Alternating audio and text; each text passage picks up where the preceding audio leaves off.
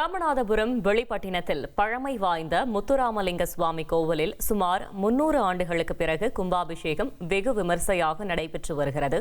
அந்த காட்சிகளை பார்க்கலாம்.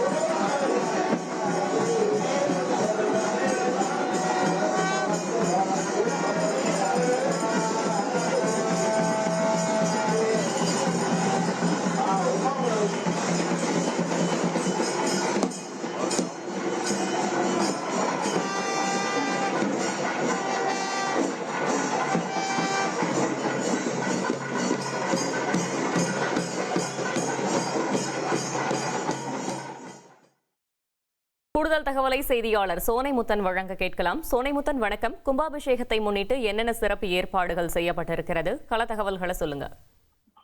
வணக்கம். அதாவது 18ஆம் நூற்றாண்டுல சேதுபதி மன்னர்களால் உருவாக்கப்பட்ட அந்த முத்துராமலிங்க சுவாமி கோவில் அஷ்டபந்தன மகா கும்பாபிஷேக விழா தற்போது 300 ஆண்டுகளுக்கு பிறகு இன்று நடைபெற்று வருகிறது. இதுல சுற்றுவட்டார பகுதிகளைச் சேர்ந்த ஏராளமான பக்தர்கள் கண்டுகளித்துள்ளனர். ராமநாதபுரத்தில் பழம்பெருமை வாய்ந்ததாகவும் சேதுபதி மன்னர்களால் உருவாக்கப்பட்டதுமான அருள்மிகு பர்வதவர்த்தினி சமேத முத்துராமலிங்க சுவாமி கோவில் ராமேஸ்வரம் ராமநாத சுவாமி கோயிலுக்கு இணையாக கருதப்படக்கூடிய ஒரு கோவிலாகும்.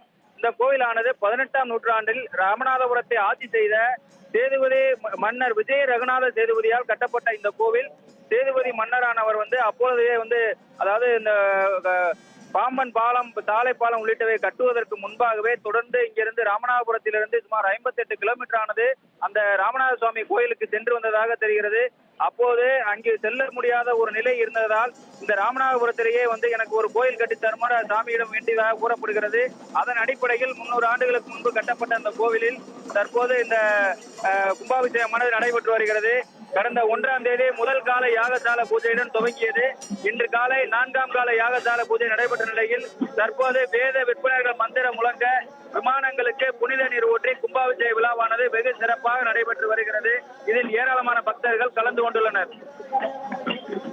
தகவல்களுக்கு நன்றி சோனைமுத்தன்.